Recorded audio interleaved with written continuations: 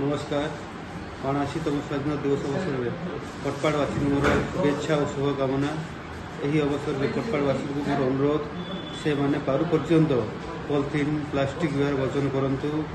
आम कटपाड़ सहर को स्वच्छ और सुंदर रखार सहयोग करंतु। कचरा आणिक न पकई कचरा गाड़ी कि डस्टबिन में पकातु।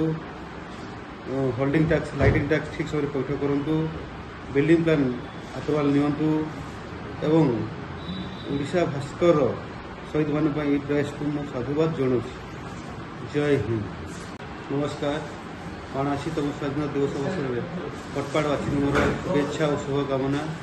यही अवसर में कटपाड़वासी को मोर अनुरोध से माने पारु पर्यंत पॉलिथीन प्लास्टिक व्यवहार वर्जन करंतु। आम कटपाड़ सहर को स्वच्छ और सुंदर रखार सहयोग करंतु। कचरा आणिक न पकई कचरा गाड़ी कि डस्टबिन में पकातु। होल्डिंग टैक्स लाइटिंग टैक्स ठीक समय पैठ करंतु।